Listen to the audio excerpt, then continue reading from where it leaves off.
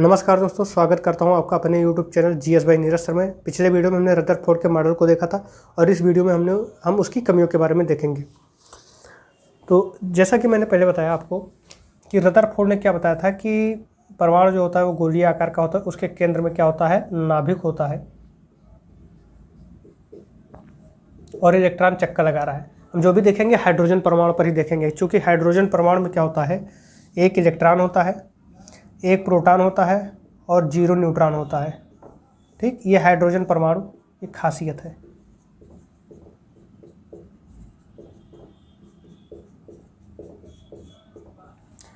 ठीक, तो अब नाभिक में ये चक्कर लगा रहा है और चक्कर लगाते लगाते, चूँकि एक नियम ये भी है कि यदि कोई आवेशित कण चक्कर लगा रहा है तो उसकी ऊर्जा निरंतर क्षय होती जाएगी। अब भाई ये चक्कर लगा रहा है तो थकेगा तो कहीं रुकेगा और रुकेगा तो तुरंत खिंच जाएगा, क्योंकि हमने बताया था ये बचा इसलिए है क्योंकि ये चक्कर लगा रहा है। तो सबसे पहली कमी ये है कि ये नहीं समझा पाया कि यदि आवेशित कण चक्कर लगा रहा है तो इसकी ऊर्जा निरंतर क्षय होगी और धीरे धीरे ये ऐसे घूमते नाभिक में जाकर गिर जाएगी। और जब नाभिक में गिर जाएगी तो जब परमाणु ही नहीं रहेगा तो फिर कोई पदार्थ कैसे बन सकता है, क्योंकि हम जानते हैं कि परमाणु वो छोटे से छोटा कण है जो पदार्थ को बनने में सहायता करता है। यानी पदार्थ का सबसे छोटा से छोटा कण क्या होता है, आपका नाभिक ही होता है, परमाणु ही होता है। और किसी भी पदार्थ का सबसे छोटा सूक्ष्मतम इकाई क्या है, परमाणु। और जब परमाणु ही नहीं बचेगा तो फिर पदार्थ कैसे बन पाएगा। तो ये समस्या हुई, पहली समस्या ये थी। दूसरी समस्या इनके सामने ये आई कि इन्होंने ये नहीं बताया कि चक्कर काट रहा है तो नाभिक का चक्कर ऐसे काट रहा है कि ऐसे काट रहा है कि ऐसे काट रहा है, किस तरीके से नाभिक का चक्कर काट रहा है, इसने ये नहीं बताया। तीसरी समस्या क्या थी रदरफोर्ड की, कि ये देखा जाता है कि अगर मान लो हाइड्रोजन परमाणु को गर्म किया गया तो गर्म करने पर चूंकि एनर्जी एब्जॉर्ब होगी, तब तक ठीक था क्योंकि एब्जॉर्ब कर रहा है, अंदर का मामला है। लेकिन जब वो कुछ देर बाद वो क्या होती है, एनर्जी रिलीज करनी शुरू होती है। तो जो वो स्पेक्ट्रम प्राप्त होता था, हमें स्पेक्ट्रम प्राप्त हुआ, वो सतत नहीं था। सतत का मतलब ये नहीं था कि जैसे एक ही वर्ण का मिला तो ये ऐसे ही एक वर्ण और फिर दूसरा वर्ण ऐसे मिलते चले जाए। ठीक है, वो असतत था, यानी उसमें कंटिन्यूअस ना होकर डिसकंटिन्यूटी थी। स्पेक्ट्रम जो उसका वर्ण स्पेक्ट्रम मिल रहा था, यानी जो पट्टिका मिलती थी, वर्ण पट्टिका इसकी हाइड्रोजन परमाणु की, वो समझाने में ये असफल रहा कि आखिर क्या कारण है कि ऐसी पट्टिकाओं का निर्माण होता है। तो इस कमी को दूर करने के लिए एक नए वैज्ञानिक आए, बोर ही आए थे। उन्होंने अपना एक नया परमाणु मॉडल दिया। ये कमियां थी जिसकी व्याख्या नहीं कर पाए रदरफोर्ड का मॉडल। तो एक नए वैज्ञानिक आए, बोर। और बोर से पहले मैं एक और वैज्ञानिक का आपको परिचय करा दूं जिनके सिद्धांतों का प्रयोग करके बोर ने अपना एक नया मॉडल दिया। तो वो थे मैक्स प्लांक।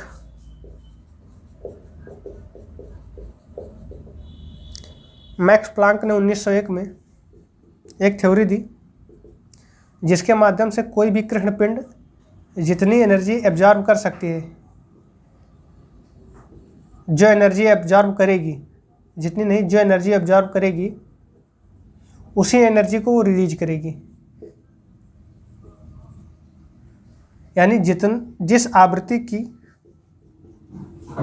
एनर्जी ये लेगी उसी आवृत्ति की एनर्जी ये क्या करेगी, रिलीज करेगी। तो इसका मतलब ये हुआ कि जो एक कृष्ण पिंड है, मान लीजिए, तो जो ऊर्जा ले रही है वही ऊर्जा निकालेगी भी, यानी जो एब्जॉर्ब करती है वही निष्कासित भी करती है। लेकिन उन्होंने ये कहा कि जो एनर्जी निष्कासित होगी या निकलती है, जो विकिरण बैंड निकलता है, वो सतत ना होकर असतत होता है। सतत का मतलब होता है ऐसे सीधे, असतत का मतलब होता है बीच में ब्रेक रहे, असतत मतलब डिसकंटिन्यूटी या जो लगातार ना हो, बीच में ब्रेक हो, तो एनर्जी इस तरीके से निकलती थी। हाँ, ये देखने पर आपको दूर से देखने पर एक सीधी रेखा लग सकती है, यानी सतत लाइन, सतत रेखा लग सकती है, परंतु ये वास्तव में क्या है, असतत। यही प्रक्रिया छोटे स्तरों पर परमाणु में भी परमाणु में जो बैंड निकलता था उसमें भी देखने को मिला एनर्जी का। उन्होंने कहा ये असतत रूप से चलती है, और जो प्रकाश या जो विकिरण निकलती है वो बंडलों में निकलती है, और उन बंडलों को क्वांटा कहते हैं। ठीक, जो बंडल निकलती है, मान लीजिए ये लाइट का एक बंडल था, ये दूसरा बंडल है, ये तीसरा बंडल है, इन्हीं बंडलों को हम क्वांटा कहते हैं। ठीक, ये एक मतलब पैकेटों के रूप में चलती है। अच्छा, इसके पास एनर्जी होती है, तो इन पैकेटों की अपनी एक एनर्जी वैल्यू है। अब वो एनर्जी वैल्यू कितनी है, वो होती है E बराबर एच न्यू, यानी एक पैकेट के पास एच न्यू वैल्यू है, जहाँ न्यू क्या है, यहाँ लिखे E बराबर एच न्यू। एक क्वांटा की जो एनर्जी होती है वो किसके बराबर होती है, एच न्यू, जहाँ एच क्या है, प्लांक नियतांक, एच आपका प्लांक नियतांक है, और न्यू आपका क्या है, आवृत्ति। अगर हम देखना चाहें तो यहाँ से हम समझ सकते हैं कि किसी भी विकिरण की एनर्जी जो है वो आवृत्ति पर डिपेंड करती है, यानी ये आवृत्ति के प्रोपोर्शनल होती है। ठीक, जब प्रोपोर्शनलिटी का साइन हटाते हैं तो एच लग जाता है। इसका मतलब ये हुआ कि जैसे जैसे न्यू बढ़ेगा, यानी आवृत्ति बढ़ेगी, वैसे वैसे एनर्जी बढ़ती जाएगी। इस तो अगर हम देखें तो जो हमारे पास लाइट का बैंड है वो भी बिग्योर है।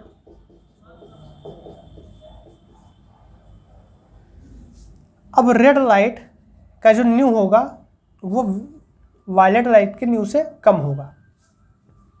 क्यों? इसका सिंपल सा उदाहरण, आप जब आप गैस भरवा कर लेकर आए, नया नया गैस लेकर आए, या जो मतलब फुलफिल हो, जब आप उसे जलाएं उसकी रोशनी देख लीजिए, और जब खत्म होने वाला हो तब उसकी रोशनी देख लीजिए। जिस समय खत्म होने वाला होगा उस समय उसका जो कलर होगा वो रेड की तरफ होगा, और जब लेकर आएंगे फुलफिल कराकर और तुरंत जलाएंगे तो उस समय उसका वायलेट कलर होगा। उसकी एनर्जी ज़्यादा होती है और इसकी एनर्जी कम होती है।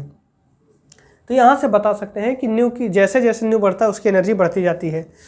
और एच क्या है आपका, प्लांक नियतांक है। अब बोर ने इस मॉडल मतलब इस नियम का सहारा लेकर अपना एक अलग मॉडल दिया। क्या मॉडल दिया देखते हैं।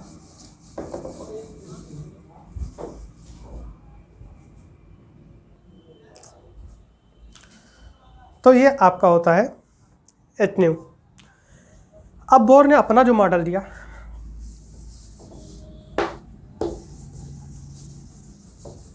बोर का मॉडल क्या था, वो थोड़ा सा सुधार करके बताए। जैसे उनकी जो कमियां थी वो दूर करने के लिए नियम बताए कि जैसे उन्होंने कहा था कि जो एनर्जी होती है, एनर्जी नहीं, जो पार्टिकल होता है इलेक्ट्रॉन, वो घूमता तो है लेकिन एक निश्चित कक्षा में घूमता है।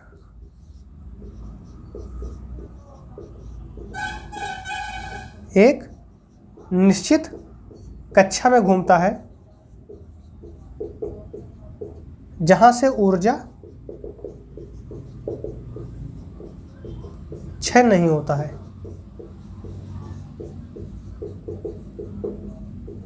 अब ये निश्चित कक्षा कौन सा, हम कैसे डिसाइड करेंगे कौन सा निश्चित कक्षा है? तो इसके लिए उन्होंने दूसरा नियम बताया कि कोणीय संवेग जो होगा इलेक्ट्रॉन का, कोणीय संवेग, वह यदि h/2π के बराबर या उसके पूर्ण गुणज में तो वह कक्षा ऐसा होगा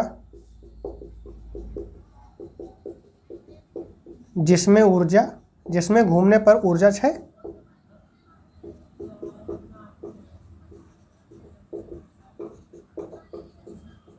यहाँ दो शब्द ध्यान देने होंगे। एक कोणीय संवेग और h/2 ठीक।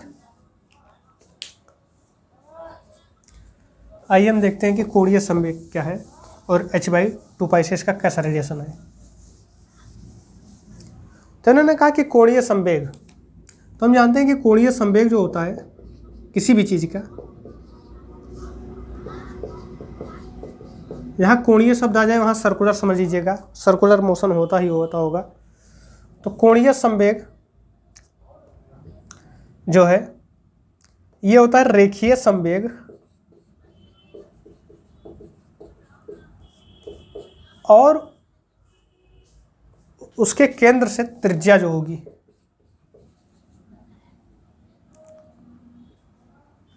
ठीक। तो रेखीय संवेग गुणित त्रिज्या, तो मान लीजिए जो एक कक्षा है, सॉरी मैंने वहाँ इलेक्ट्रॉन लिखा था, वहाँ कक्षा होगा, जिस कक्षा का, जो हमने अभी बताया कि इलेक्ट्रॉन का कोणीय संवेग, वो इलेक्ट्रॉन का कोणीय संवेग ना होकर उस कक्षा का कोणीय संवेग होगा। हालांकि इलेक्ट्रॉन उसी में गति करेगा, तो उस इलेक्ट्रॉन के बारे में स्पेशली कह सकते हैं जो इस कक्षा में, यानी जिसका हम कोणीय संवेग निकाल रहे हैं उसमें गति कर रहा है तब। तो रेखीय संवेग क्या होगा, mb और त्रिज्या r हो गई। तो ये mb r आपका कोणीय संवेग होगा। ये किसके बराबर होना चाहिए, ये बराबर होना चाहिए h/2 के।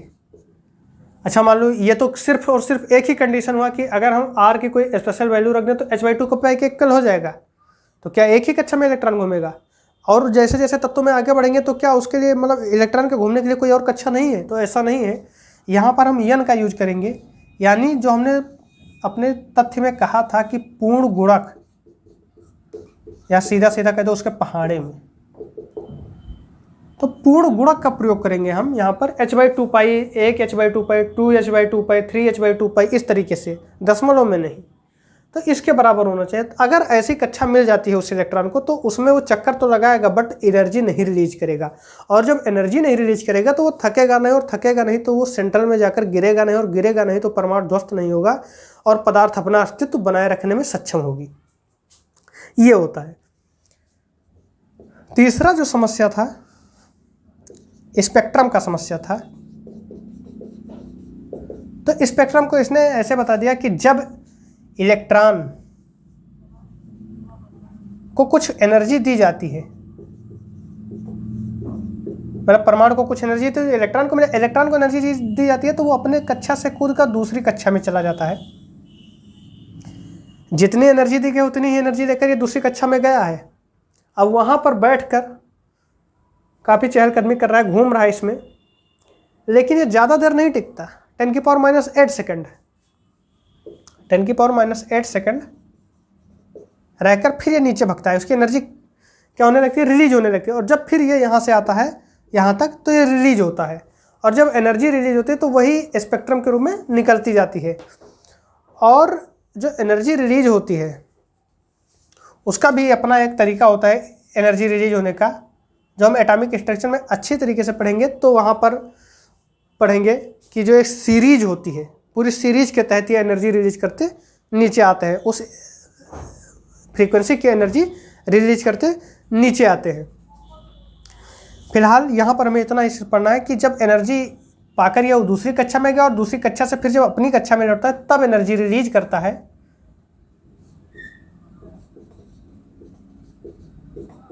एनर्जी रिलीज करता है और वही एनर्जी स्पेक्ट्रम के रूप में निकलकर आती है। तो इस तरीके से ये हमारा बोर का मॉडल था। जो रदरफोर्ड का मॉडल समझा नहीं पाया वो बोर का मॉडल समझाया। अब इसके आगे हम देखेंगे कि परमाणु क्रमांक क्या होता है और परमाणु भार क्या होता है, द्रव्यमान संख्या क्या होती है।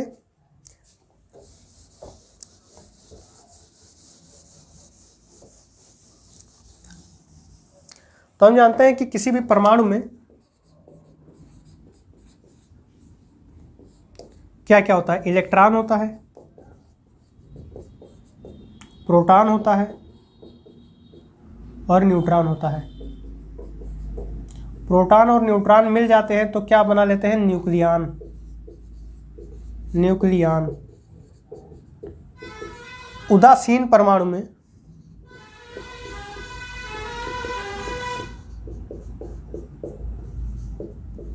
धनावेश वह ऋणावेश बराबर होगा, तभी वो उदासीन होगा क्योंकि उस पर कोई चार्ज नहीं होगा। ऋणावेश बराबर होता है अतः उस पर कोई चार्ज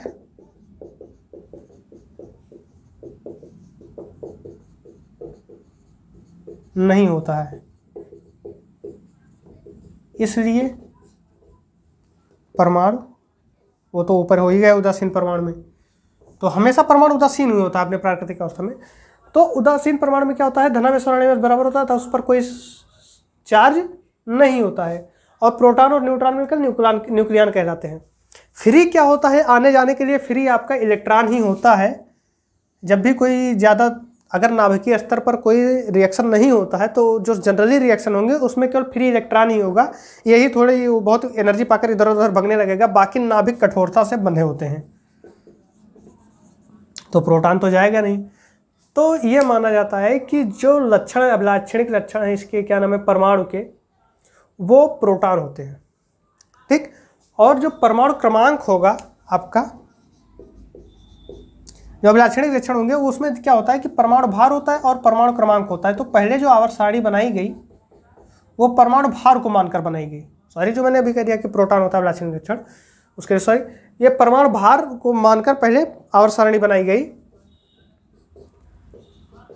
उसके बाद जब पता चला कि परमाणु भार ना होकर परमाणु क्रमांक अभिलाक्षणिक लक्षण है उसका, तो परमाणु क्रमांक को मानकर आवर्त सारणी फिर बनाई गई।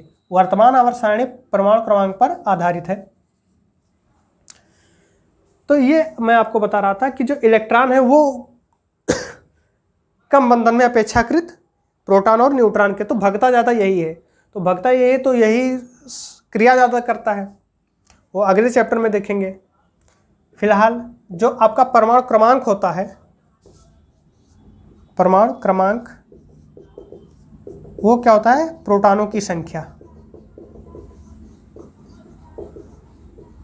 ठीक है, हालांकि इलेक्ट्रॉन प्रोटॉन बराबर होते हैं, बट किसी कंडीशन में मान लीजिए कि कोई इलेक्ट्रॉन निकल गया, जैसे सोडियम है आपके पास, जब हमने क्रिया करा तो एक इलेक्ट्रॉन इसने अपना दे दिया, तो सोडियम में 11 प्रोटॉन और 11 न्यूट्रॉन थे, 11 प्रोटॉन और 11 इलेक्ट्रॉन थे। अब हमने एक इलेक्ट्रॉन दे दिया, अब बचे कितने, 10 इलेक्ट्रॉन। तो परमाणु क्रमांक यहाँ तो चेंज होना चाहिए अगर हम इलेक्ट्रॉन को मान ले तो। हालांकि इलेक्ट्रॉन प्रोटॉन पहले बराबर थे, लेकिन प्रोटॉन तो 11 ही है, इसलिए जो परमाणु क्रमांक मानेंगे 11 मानेंगे। यानी प्रोटॉन की संख्या ही क्या होती है आपकी, परमाणु क्रमांक होती है। परमाणु क्रमांक क्या होता है, प्रोटॉनों की संख्या। और द्रव्यमान संख्या क्या होता है,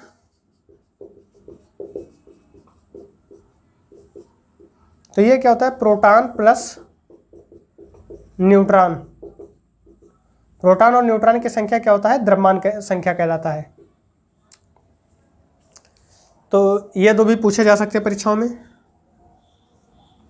और बाकी तो इनमें से भी पूछे जा सकते हैं। इंपॉर्टेंट समय में सिर्फ इंपॉर्टेंट चीज़ों को लेकर चल रहा हूँ क्योंकि परीक्षाएं नज़दीक हैं। तो इस वीडियो में बस इतना ही। अगले वीडियो में हम जानेंगे कि परमाणु भार के बारे में जानेंगे। हालांकि यहाँ द्रव्यमान संख्या के बारे में जानेंगे, लेकिन द्रव्यमान संख्या और परमाणु भार में थोड़ा सा डिफरेंस है, मैं उसे भी यहाँ डिस्क्राइब करूँगा। और उसके बाद परमाणु संरचना से थोड़ी चीज़ें और बची हैं, उन्हें भी कंप्लीट करके ये टॉपिक आपका खत्म हो जाएगा, और फिर हम शुरू करेंगे पदार्थों के बारे में।